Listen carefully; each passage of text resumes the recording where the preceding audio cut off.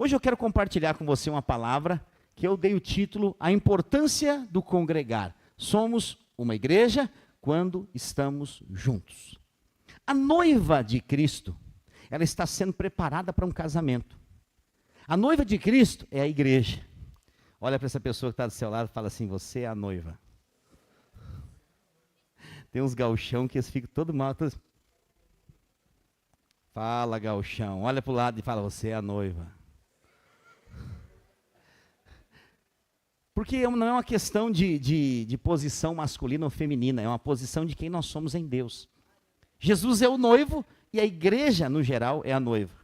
Ela não é a noiva ainda pronta. Nós estamos sendo adornados, preparados, trabalhados para esse grande casamento. É interessante que o casamento, eu não estou falando sobre, hoje não é aula de vida conjugal, mas eu vou começar falando sobre casamento, porque falar de igreja é falar de casamento.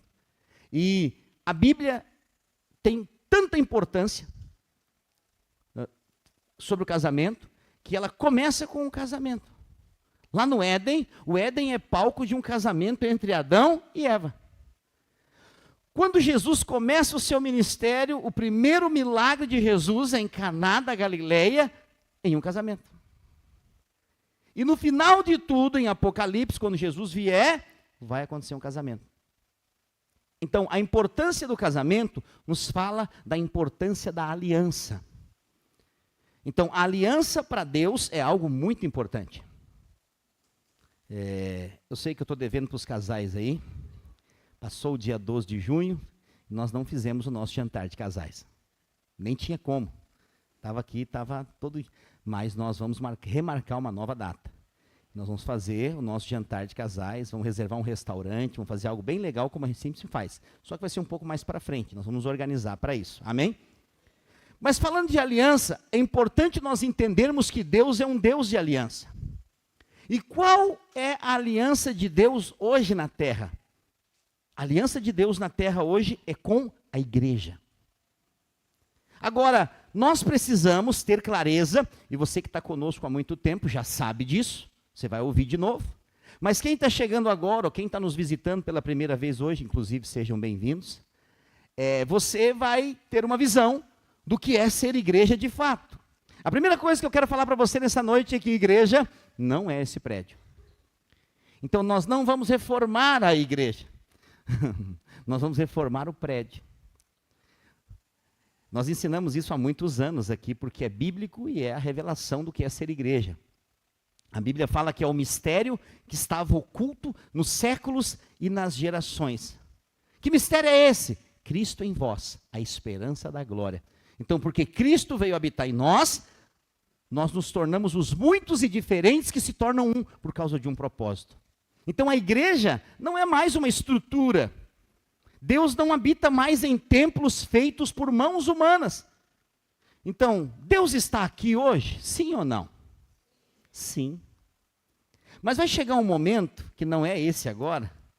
Hoje, quando você for embora, vai ter gente que vai ficar aqui ainda. Você está vendo? Tem uma casa aqui, tem uma casa ali, tem uma casa lá, tem uma casa lá, tem outra casa lá, tem outra casa.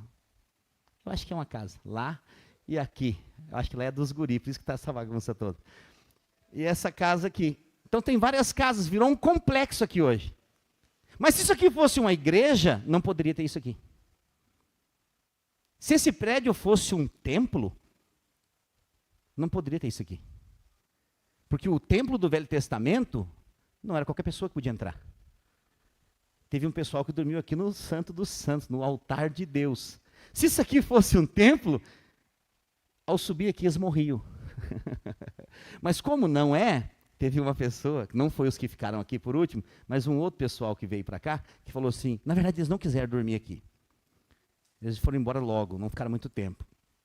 Eu falei, gente, como nós não temos muito colchão? Na verdade, os colchão que a gente tinha, era o colchão da minha filha, que eu tirei da cama dela e trouxe para cá, o colchão do meu filho que eu trouxe para cá, e eles foram dormir no sofá, e o outro dormir na nossa cama lá, para poder, não tinha nada. Nós começamos assim.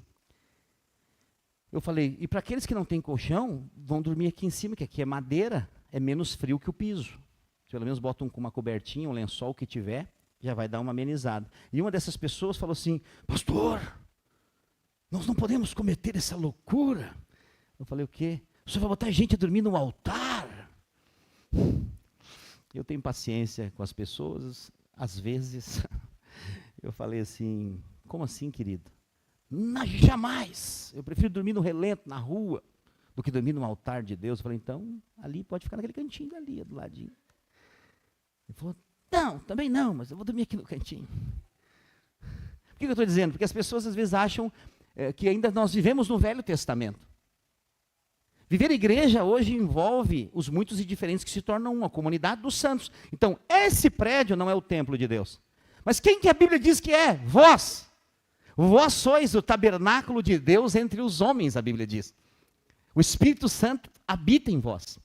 E quando nós estamos 2 ou 3 reunidos no nome de Jesus, ali a igreja está. Por isso que ser igreja envolve estarmos juntos. Sério. Quanto mais nós estamos juntos, mais nós somos guardados. Mas o que a palavra diz sobre isso?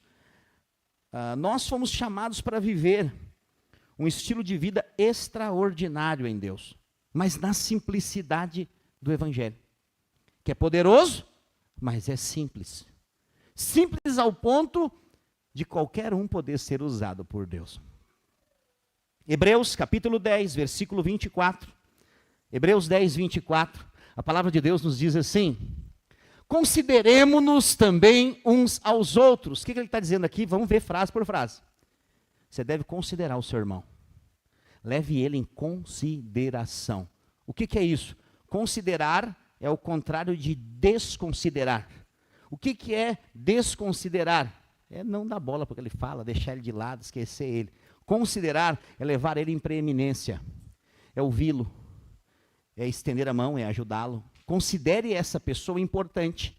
Consideremos também uns aos outros para que nos estimularmos ao amor e às boas obras. Então ele fala, consideramos uns aos outros. Quem são esses? Os irmãos.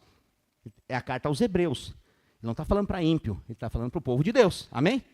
A carta aos Hebreus é uma carta endereçada ao povo de Deus. Então, entender o contexto do que a Bíblia está falando é importante para nós, para saber discernir se é para nós que a Bíblia está falando ou não é para nós. Então, a carta de Hebreus é uma carta para o povo de Deus. Então, essa carta é para nós, a igreja. Tem povo de Deus aqui nessa noite? Diga amém. Então, essa carta é para você. E essa carta está dizendo, consideremos-nos também uns aos outros, para nos estimularmos ao amor e às boas obras. O que é isso? Em dias como esse, eu já falei para você aqui, a enchente pegou mais de 50% da nossa cidade. A cidade de Canoas, mais de 50% ficou embaixo d'água. Nenhum noticiário vai falar a quantidade de pessoas que morreu nessa enchente.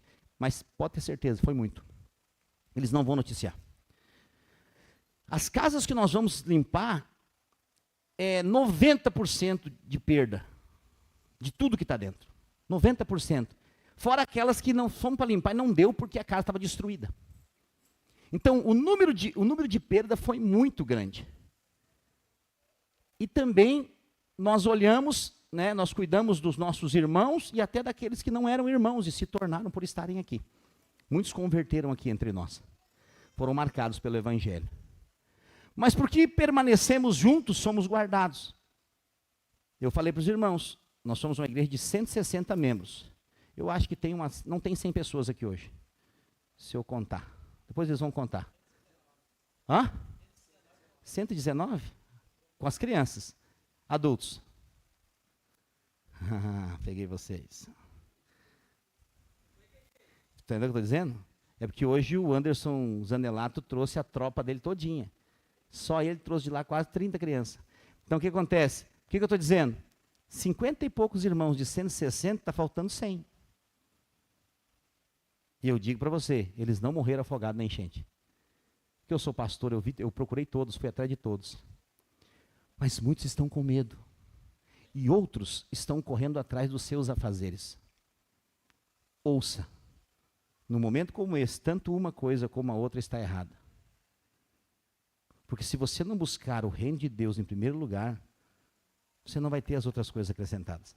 Busque em primeiro lugar o reino de Deus e a sua justiça, e todas as coisas serão acrescentadas. Mas que todas as coisas é essa? O de comer, o de beber e o de vestir, diz a palavra de Deus. Nós estamos entendendo? Diga amém. Lembre-se, eu sou comprometido com a verdade. Eu não prego aqui para passar a mão na cabeça de ninguém. Eu prego aqui para ensinar o evangelho. Amém? Sem condenação e sem acusação. Mas nós vivemos no mundo da mentira. E quem fala a verdade no mundo de mentira é um alienígena. Então você está diante de um alienígena. Porque eu prefiro falar a verdade em amor.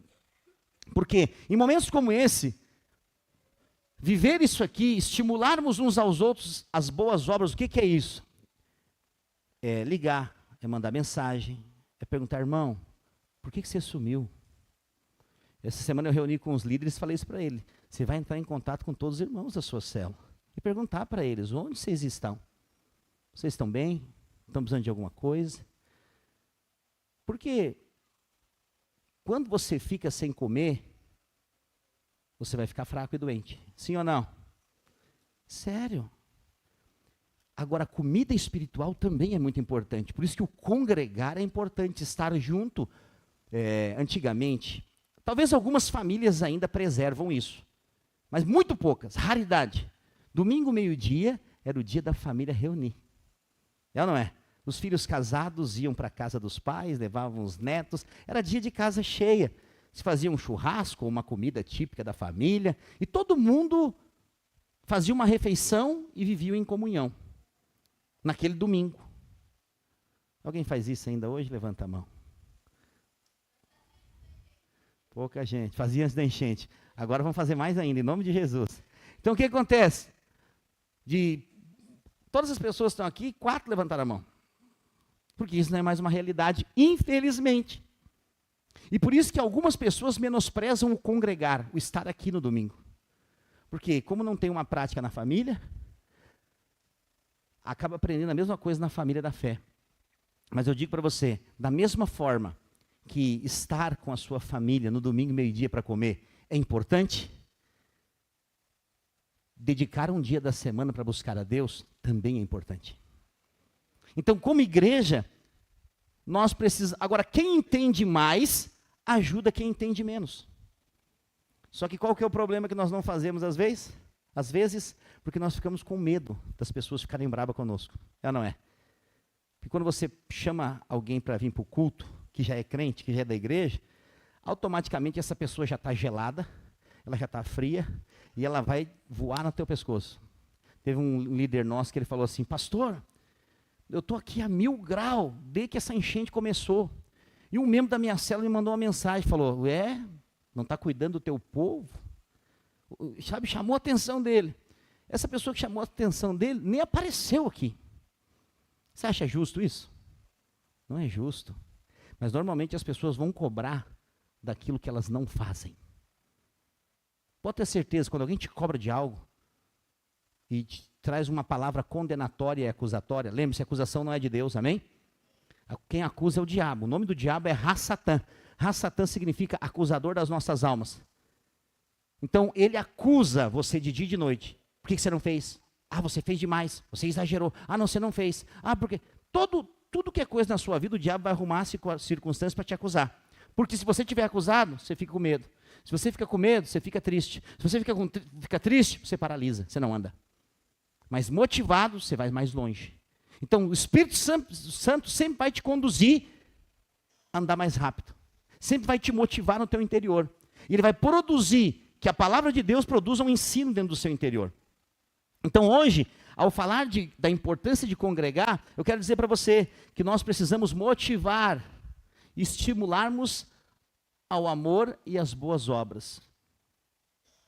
Estava ensinando ontem à noite para alguns irmãos aqui. Deus sempre gera oportunidades para ensinarmos. E eu aproveito todas. Eu estou me recolhendo para ir dormir.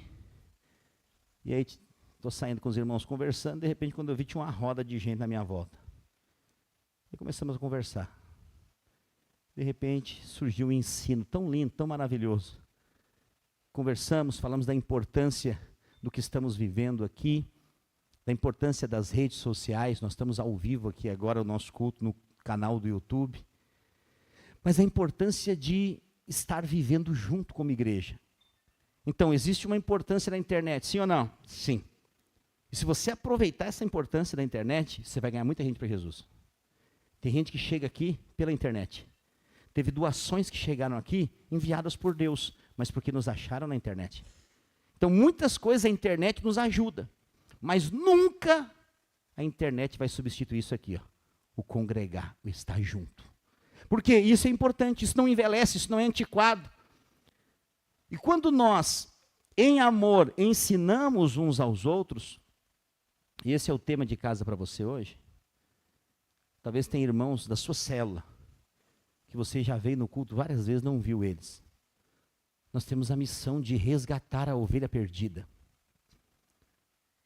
Ovelha perdida, amém? Nunca filho pródigo.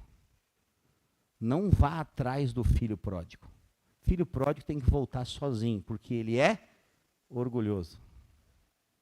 E ele precisa ter o seu orgulho quebrado.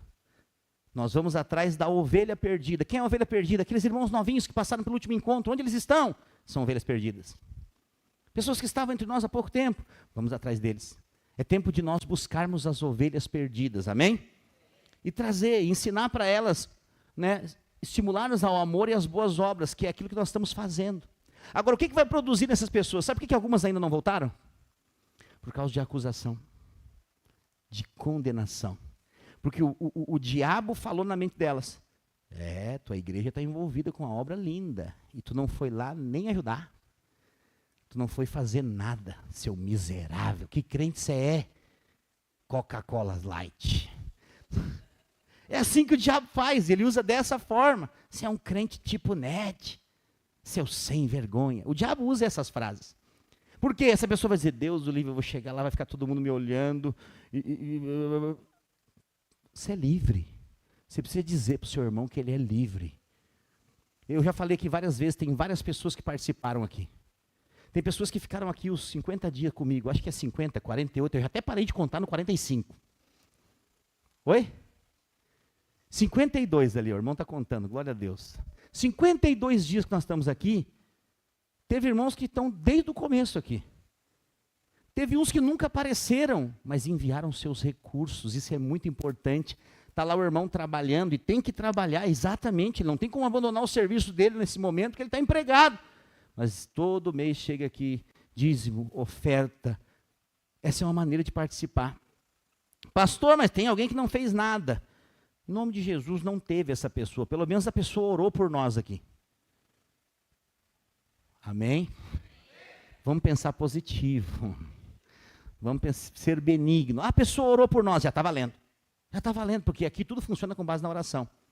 Então nós não podemos permitir que a acusação paralise os nossos irmãos. É tempo de voltar às práticas normais.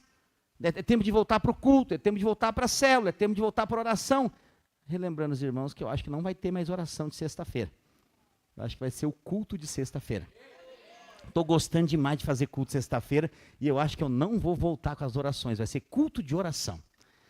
Pois eu estou definindo aqui, mas eu vou conversar com o presbitério, eles me ajudam a definir. Tem um amém aqui, já é 2. Então o que acontece? Porque cultuar Deus é bom demais. Nós temos um culto por domingo só, um por culto por semana com a igreja toda, que é domingo. É pouco. É um culto só. E ainda tem gente que não vem nesse culto. Imagina, é uma morte espiritual. Por isso que a importância de congregar envolve também lembrar daqueles que não estão aqui. Amém?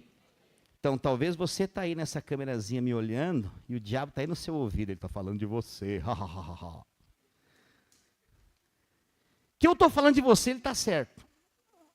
Mas ele está mentindo que é para te acusar. Não, é para que você volte. Volte, nós estamos te esperando de braço aberto, sua cadeira está aqui te esperando. Então, por quê? Porque nós amamos os irmãos.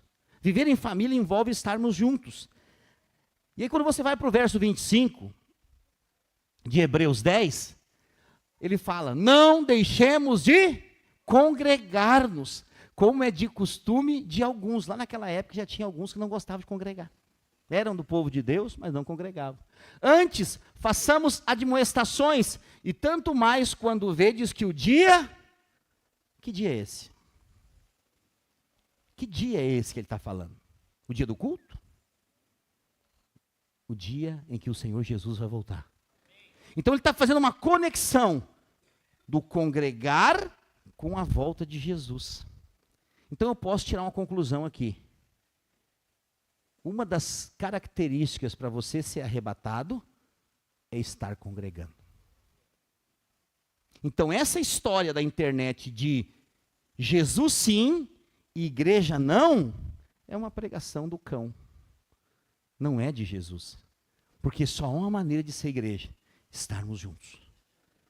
Quando nós estamos juntos, hoje alguém me perguntou, pastor, como é que é a célula? O que é a célula? Eu falei, a célula é uma família. A célula é um grupo de 5 a 15 pessoas, que reúne numa casa, tem um líder, tem um anfitrião, que recebe as pessoas na sua casa, e tem um momento em família, em que a palavra que eu estou pregando aqui, é compartilhada lá. Lá não é pregada, é compartilhada. Como assim? Lá todos falam. Aqui não tem como todo mundo falar. Se cada um fizer uma pergunta aqui, o nosso culto tem que acabar 9 horas. Ele vai acabar à meia-noite.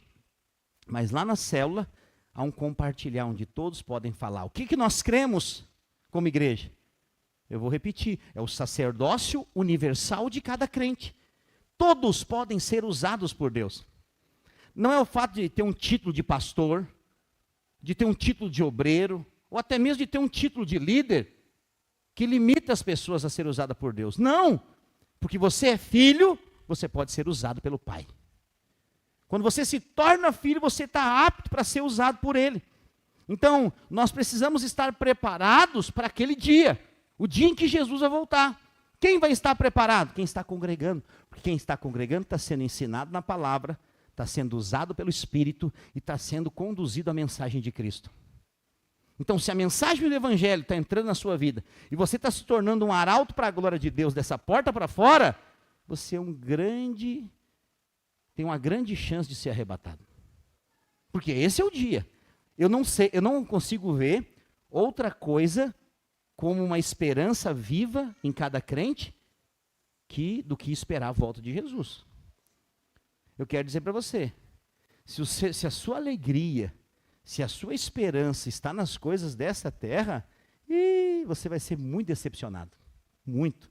Você vai viver dias maus nessa terra, horríveis. Porque aqui nós só se decepcionamos. A terra só produz decepção. Porque a terra ela vai de mal a pior. Não tem promessa para essa terra melhorar. Ela só vai piorar. Se você vive alguns anos nessa terra, você é uma prova viva. Nos últimos anos o mundo só piorou. Só piorou.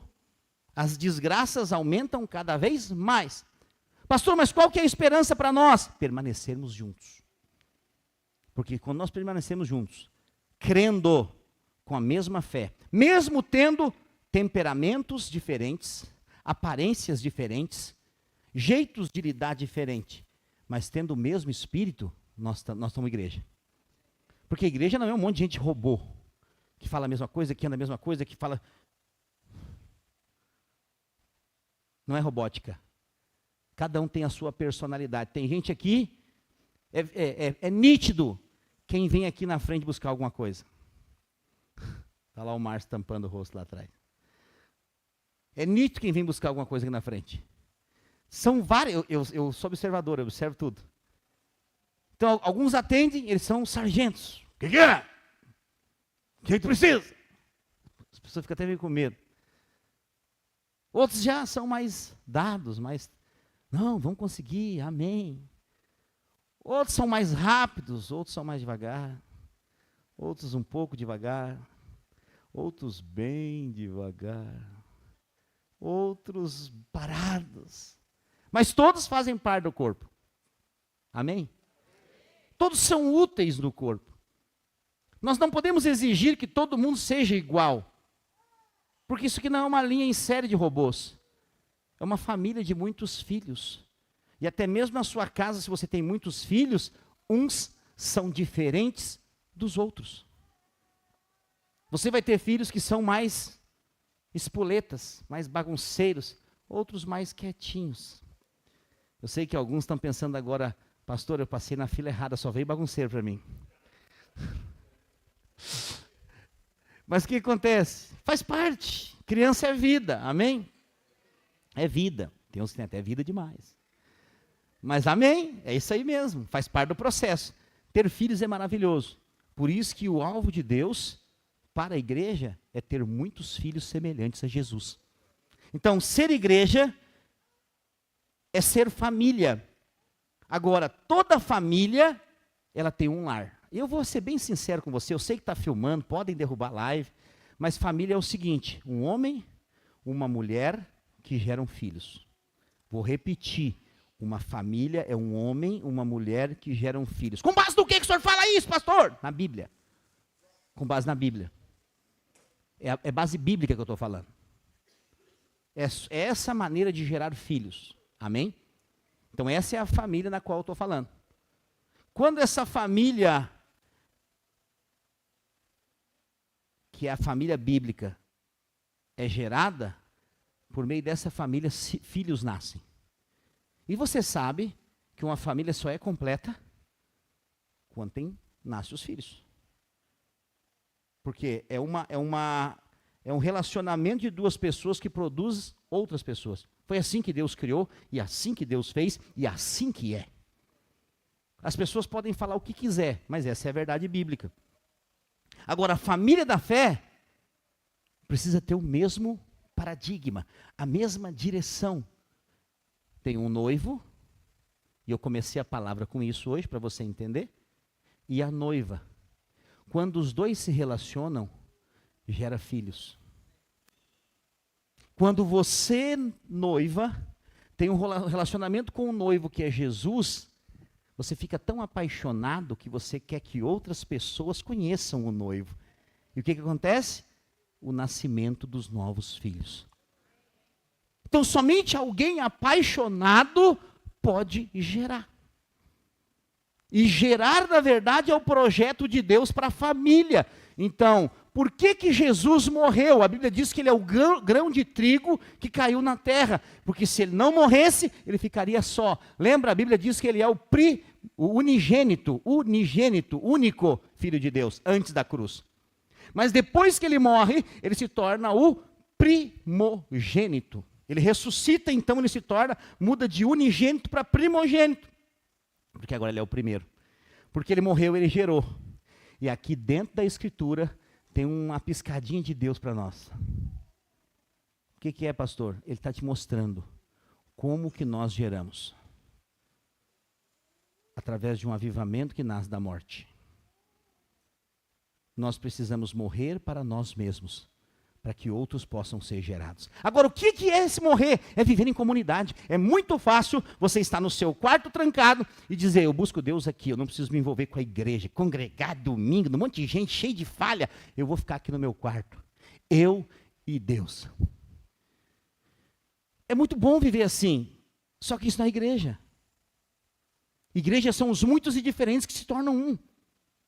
Sabe como é que Deus trabalha na sua vida? Como pedras numa pedreira. Você não é tijolo, você é pedra. Porque a edificação da casa de Deus é feita com pedras vivas.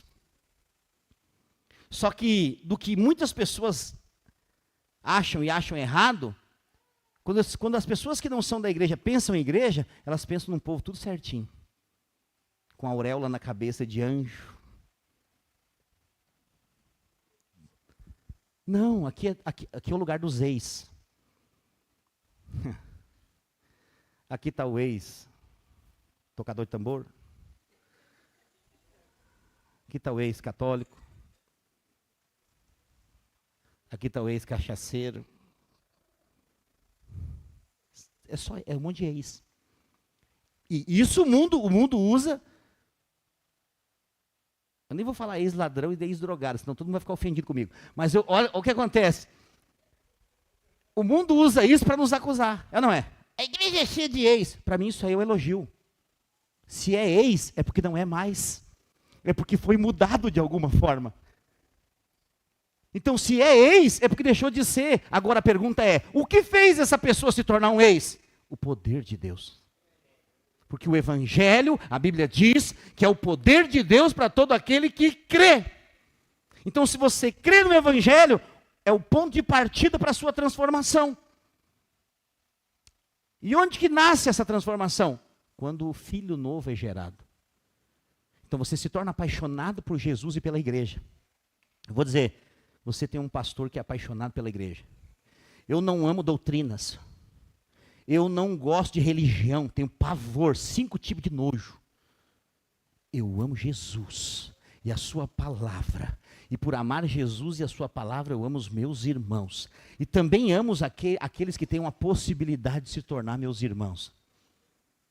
Alguém perguntou, por que o senhor abriu o prédio não só para os irmãos? Nem vou dizer quem foi. Mas teve uma pessoa que falou para mim, cara, tu é louco. E se tem um bandido aí, cara? Tu colocou estranho no ninho. Vai virar ex, amém. Tu colocou estranho no ninho. Quantas pessoas tem que não é da igreja? Eu falei, 70%. Ele falou, vai arrumar confusão. Ah, vão arrebentar com tudo. Ah, te prepara. Depois que eu desliguei o telefone, eu falei, está amarrado, boca de urubu. Em nome de Jesus. Essas pessoas vão converter. Por quê? São possibilidades. O melhor lugar em alguns momentos para ser luz é em meio às trevas.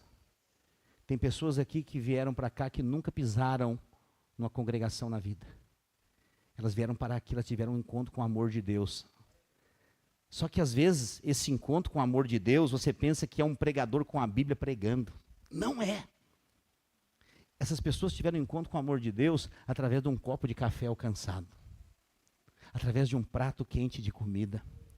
Através de gente que foi na sua casa, aqui, tem irmãos aqui no começo, que eles arrancaram seus talheres, seus colchões, seus cobertores, seus lençóis da sua casa, pessoas que não foram atingidas pela enchente, e trouxeram para cá, seus próprios. E aí, você vê Jesus se expressando através desses simples gestos. Entendeu o que eu estou dizendo? Eu sei que a palavra para nós é a coisa mais importante, e isso é verdade. Mas a palavra praticada, ela é mais importante que a palavra só lida. E ser igreja envolve praticar a palavra, envolve colocar em prática para gerar. Então o que acontece?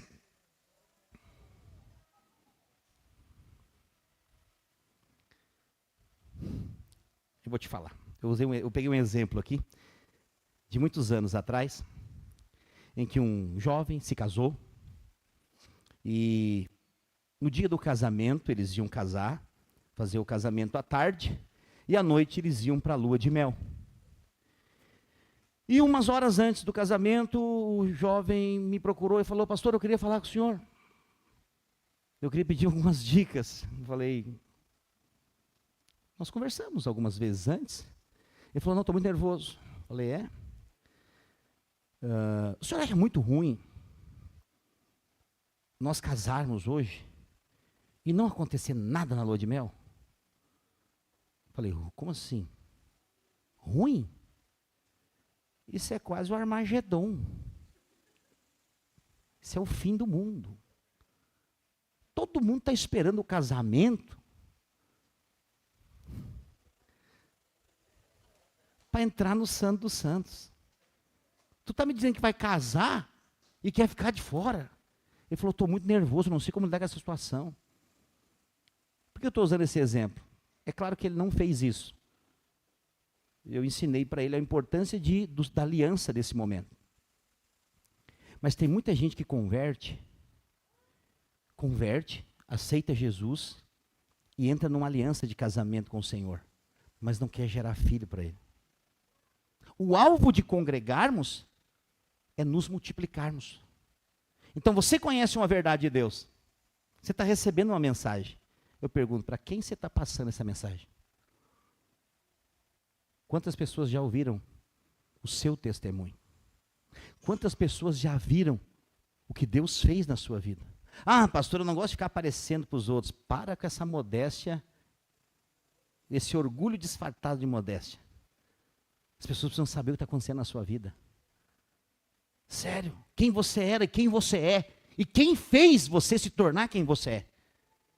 Você entende que não é conhecer Bíblia somente? É um testemunho que está dentro de você, mas não pode ser um negócio forçado. Quem já ouviu aqui o testemunho do bruxo Chico? Alguém já ouviu falar? Chico, bruxo Chico, era o bruxo da Xuxa, o Tendel. Quem ouve aquele testemunho, Nem perca o seu tempo. Aquilo ali é uma forçação de barra. Aquilo ali não converte ninguém.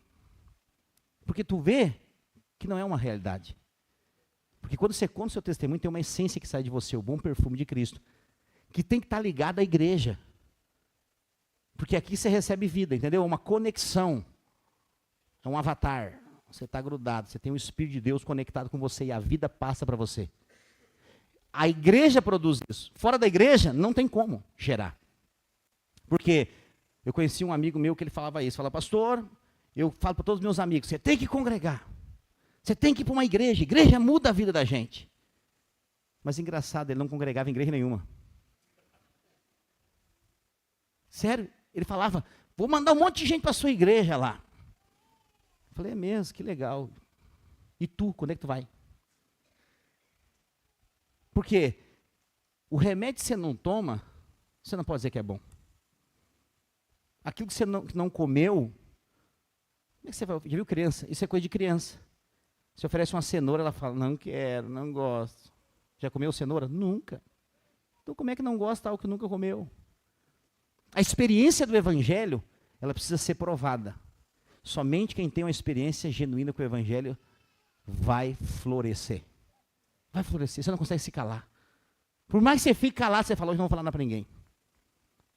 Chega alguém perto, você fala, olá. Quando vê, você está falando. Porque a essência do seu coração vai produzir na sua boca um falar. Quando estão me entendendo, diga amém.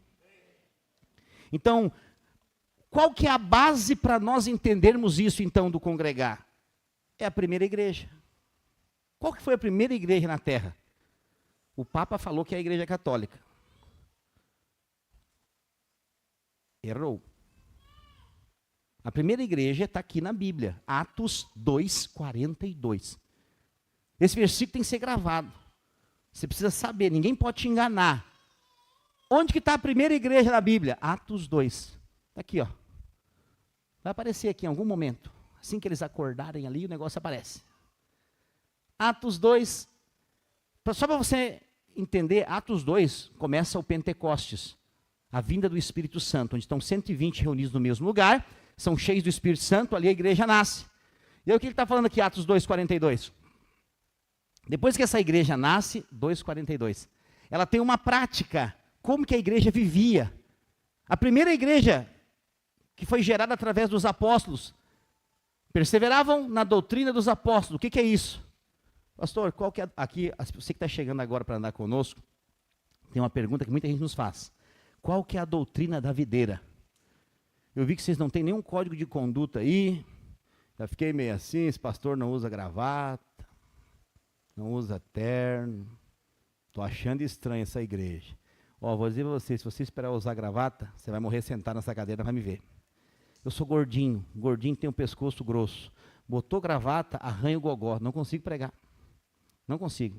Então, dificilmente você vai ver com gravata, a não ser uma formatura, quando acaba a formatura, eu arranco ela. Então, assim, a doutrina dos apóstolos não é um ensino humano. A doutrina dos apóstolos é a palavra de Deus. Então, nós vivemos a palavra de Deus. Agora, como vivemos? Perseveramos nesse ensino, o evangelho da graça, na comunhão.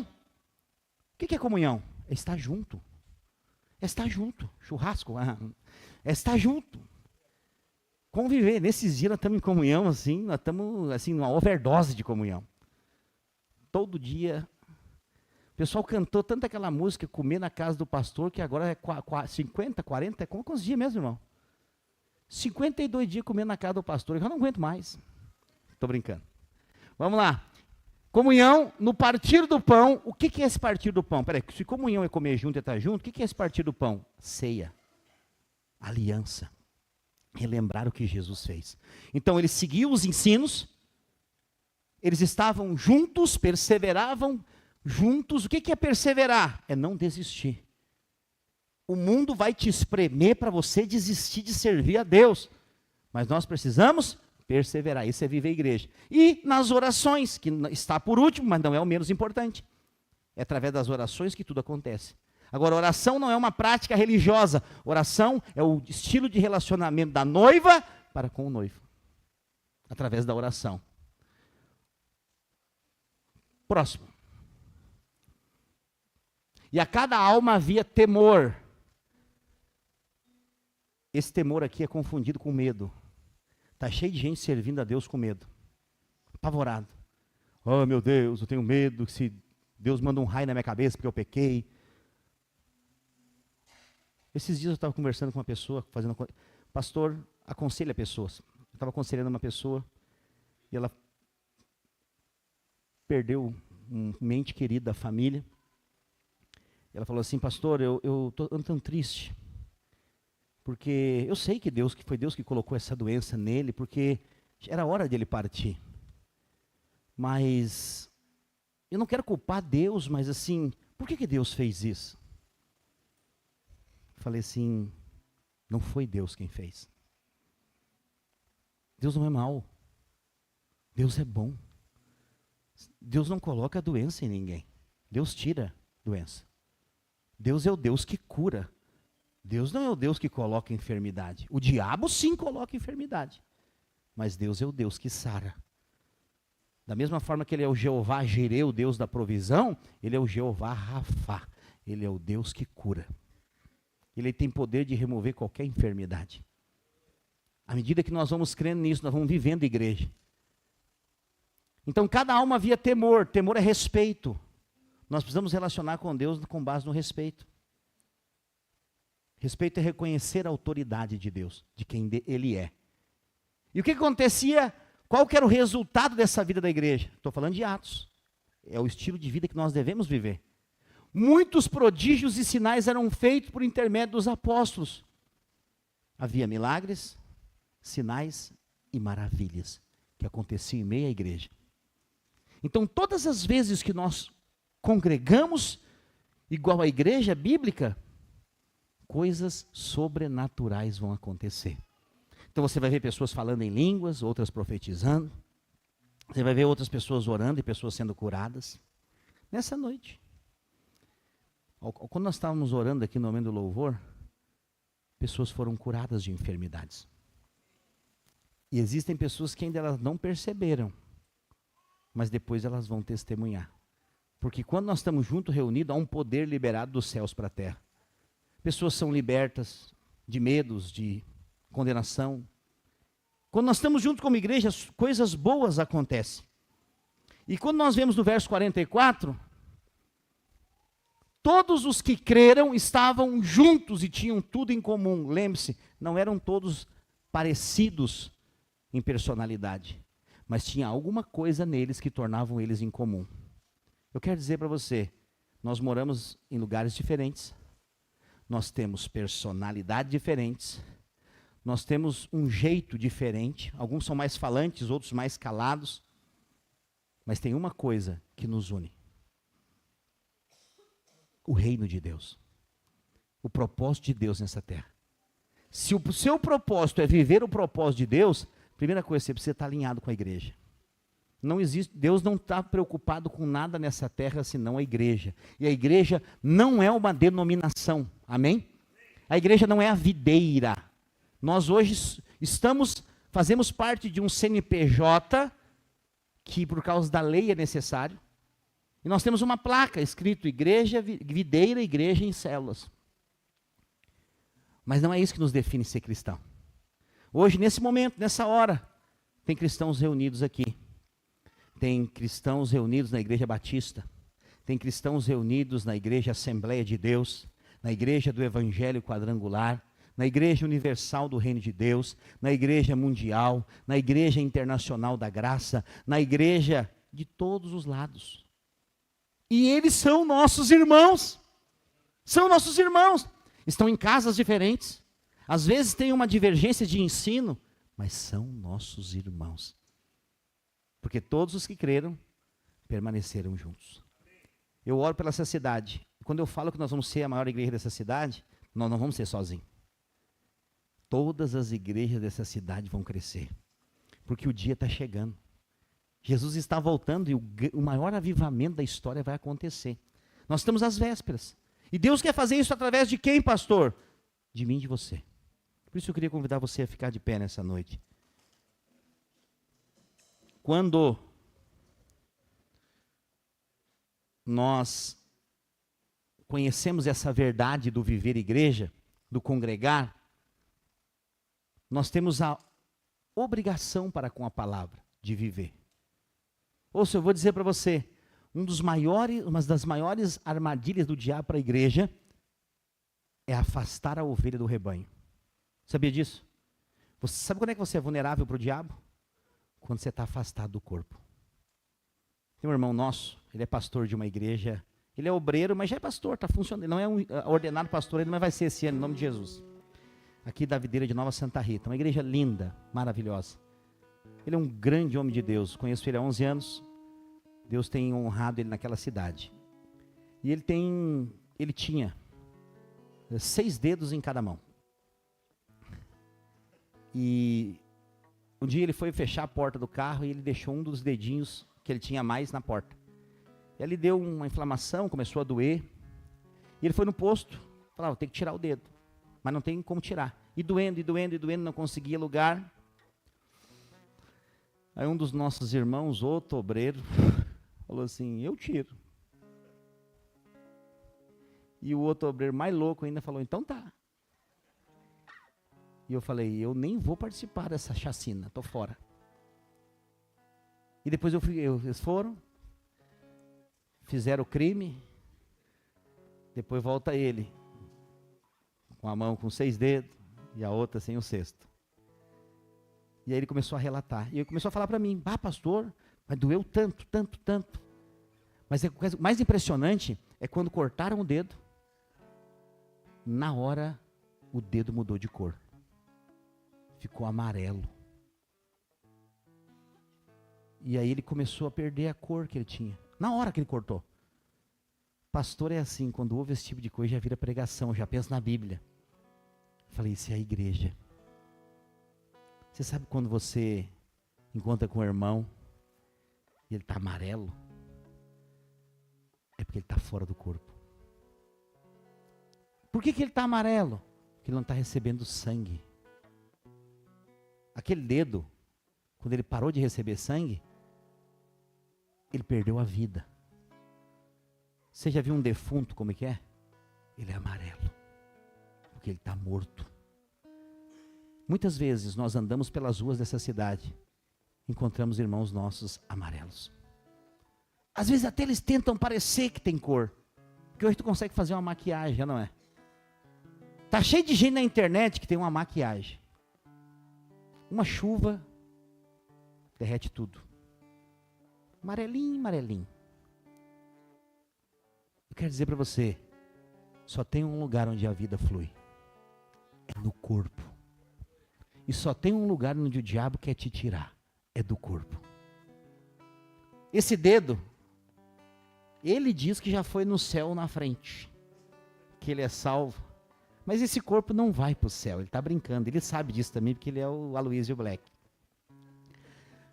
Mas ele usa esse exemplo. Mas a verdade, esse dedo não pode ir para o céu, porque ele foi cortado do corpo. Ele está sem vida, ele morreu, ele vai apodrecer aqui. Não é o seu caso, não é o caso de quem não está na vida da igreja. Porque uma vez salvo, é salvo para sempre. Amém? Então, vai para o céu, é inevitável. Só que a melhor coisa é viver uma vida cheio da vida de Deus. E é isso que eu estou dizendo para você. Você pode escolher. Eu quero viver uma vida cheia de Deus, ou ter acesso a uma vida cheia de Deus e viver uma vida medíocre, amarela. E o que Deus quer para você é que você viva feliz. A Bíblia fala, o salmista diz, bem-aventurado é o homem que teme ao Senhor. Acho que é Salmo 128, se eu não me engano. Eu quero encerrar com ele hoje. Salmo 128. Se não me falha a memória. Exatamente.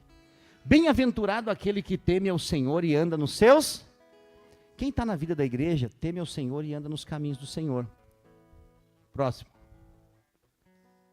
Do trabalho das suas mãos comerás, feliz serás, e tudo te irá bem. É isso que o congregar te proporciona. Ter portas abertas, ter provisão e ter alegria. Sabe como é que eu chamo essas 3 coisas? Prosperidade. Prosperidade não é só ter dinheiro. Essa enchente não escolheu pessoas. Teve gente com uma meia aguinha, que tinha só uma bicicleta para se locomover, ficou embaixo d'água. Tinha gente com a casa de 1 milhão e com uma Hilux na garagem, ficou embaixo d'água. Isso é para nós pensarmos. Ninguém é mais do que ninguém. Ninguém é mais do que ninguém. Nós precisamos de Deus. Precisamos reconhecer. Mas o Salmo continua dizendo, tudo te irá bem. Próximo. Tua esposa no interior da tua casa será como uma videira frutífera. Dará frutos. Teus filhos como rebentos da oliveira ao rodo da tua mesa. O que é isso? Filhos alegres, cheios do Espírito Santo, que vão te honrar. Não a geração do quarto escuro, a geração de filhos que desobedecem seus pais, que desonram. A Bíblia fala, bem-aventurado é mais do que feliz. Isso aqui é promessa de Deus para nós. Pode voltar. Eis como será abençoado o homem que teme ao Senhor. Hoje essa palavra não é uma palavra motivacional, mas é um ensino para nós hoje. Você não foi chamado só para você servir a Deus. Tem uma geração após você. Sabe qual é a coisa que Jesus vai perguntar para nós naquele dia? Onde estão os teus filhos? O que você tem ensinado para aqueles que vão vir depois? Eu quero dizer para você, como pastor, nós temos ensinado. Por isso que essas crianças saem daqui. Elas estão sendo treinadas lá. E bem treinadas. Agora eu vou além. Tem pessoas que Deus deu para você. Onde elas estão? O que você tem feito? Você tem procurado cuidar só da sua vida? Dos seus problemas? Ou você tem se preocupado com o outro? Isso aqui não é uma palavra de acusação, amém? Só para você refletir. Como você tem vivido os seus dias? A Bíblia diz que nós devemos nos preocupar com o próximo. Eu queria orar por você hoje. Se você puder juntar com a pessoa que está do seu lado, abraça ela se você puder. Eu queria que hoje nós pudéssemos expressar o que é ser igreja. Uma das essências da igreja é o amor. Sabe qual é a maior prova de amor? É orar pelo seu irmão. Eu sei que todos nós temos muitas causas para o que pedir. Mas agora eu quero te chamar, não para pedir nada para você, mas para orar abençoando o seu irmão. Tem pessoas nessa semana que por causa da sua oração, que você vai fazer agora, portas vão se abrir para ela. Por causa da sua oração aqui nesse culto, circunstâncias, Deus vai livrar ela nessa semana. E outras pessoas que estão aqui, ao você orar, ela vai ser curada agora, instantaneamente. Só porque você decidiu crer. Amém? Ore por essa pessoa agora. Pai, em nome de Jesus, nós te damos graça. Sabemos que a tua palavra é poderosa e nos condiciona a vivermos como pedras vivas na edificação da tua casa. Senhor, nós somos trabalhados, somos moldados, direcionados e condicionados a viver tudo aquilo que o Senhor preparou para nós. Nós somos chamados para ser os muitos e diferentes que se tornam um por causa de um propósito. Pai, nos ensina a amar como o Senhor ama, a nos colocar no lugar do outro, a estender a mão que levanta, que acolhe, que conforta, que consola. Livra-nos do orgulho, da soberba, livra-nos daquilo que nos atrapalha viver o propósito do qual o Senhor tem nas nossas vidas. Nós declaramos nessa noite, a tua palavra é alimento para o nosso espírito, e debaixo da tua palavra nós somos fortalecidos, nós somos instrumentos nas tuas mãos, para manifestar a tua glória, o teu reino. Declaramos em nome de Jesus, vida que flui do nosso interior, para que outras pessoas possam ser contagiadas com o teu amor e a tua graça, para que outras pessoas possam ser tocadas pelo teu poder, em nome de Jesus. Em nome de Jesus nós liberamos vida, graça, unção e sobrenatural da parte do Senhor. Nós abençoamos cada um dos nossos irmãos, em o nome de Jesus. Eu declaro vida, graça, poder, unção, alegria. Em nome de Jesus. Aleluia. Glória a Deus. Glória a Deus. Aleluia. Quero dizer para você, lembre-se de ser um intercessor. O que é isso? É colocar o outro na sua oração. Alguém tem me perguntado nesses dias, pastor, o que o senhor tem pedido para o Senhor nesses dias? Eu vou ser sincero para você, nada. Nada. Tudo que eu tenho investido em oração nesses dias é para outras pessoas. Para algumas que eu conheço, para outras que eu comecei a conhecer aqui. Eu sei que precisam de milagres financeiros, de casa restaurada. E eu quero dizer, o nosso Deus não é um Deus que ouve oração e faz de conta que não ouviu. Ele ouve e Ele atende. Então eu quero dizer para você, esta semana nós definimos em Deus que muitas portas vão se abrir. Muitas. Tem gente aqui, você falou assim, bah, Deus já fez muito por mim. E Deus olhou para você e falou assim, você não sabe de nada. Porque o que Deus vai fazer ainda é muito maior do que Ele já fez. Essa semana nós vamos ouvir muitos testemunhos. Semana passada, há 2 semanas atrás, eu falei algumas coisas aqui sobre alguns irmãos. Nas últimas 2 semanas, todos eles me procuraram para testemunhar. Pastor, o senhor falou, logo depois do culto eu recebi uma mensagem, no outro dia eu recebi outra, e muitas coisas aconteceram. Só que hoje eu quero liberar de novo, mais uma palavra, para você que a sua casa de alguma forma foi destruída. Essa semana, Deus vai pagar a sua conta. Essa semana pessoas vão aparecer e vão se colocar à disposição para pagar algumas coisas que você não tinha condição de pagar. Essa semana tem algumas coisas ainda que está faltando, mas o Senhor, Ele vai mandar pessoas. É assim que Deus faz, Ele não vai descer numa nuvem, Ele vai enviar pessoas, porque Deus, ao mesmo tempo que Ele quer te abençoar, Ele quer tratar com o seu orgulho.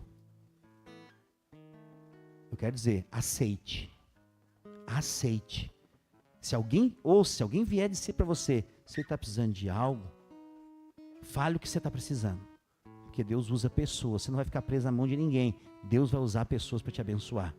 É isso que eu sinto, não estou falando algo aqui só para motivar você, estou falando da parte de Deus. Circunstâncias, elas vão acontecer. Eu tenho pedido para Deus, uma coisa que eu tinha pedido nas últimas semanas é mobílias para as pessoas ter suas casas mobiliadas. Tem irmãos aqui que já foram sua casa mobiliada toda. Toda. E você vai ver os móveis dele, coisas que eles nunca tiveram na vida. Nunca tiveram. Porque Deus é bom. Só que eu quero dizer, essa semana Deus vai abrir portas, mas vai ser situações nas casas também. Então, tem que fazer, pastor? Você tem que só crer. Você recebe a palavra, o cavalo encilhado está passando. O que você faz? Você monta nele e fala, esse é meu.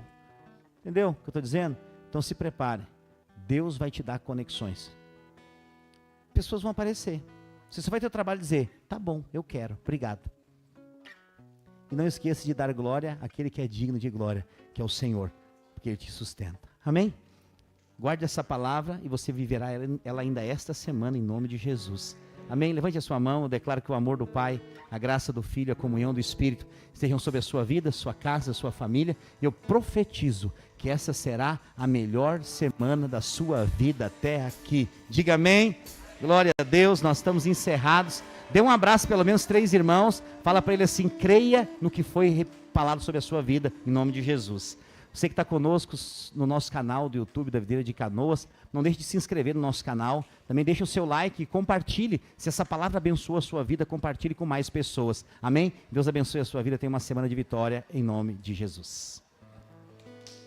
Amém.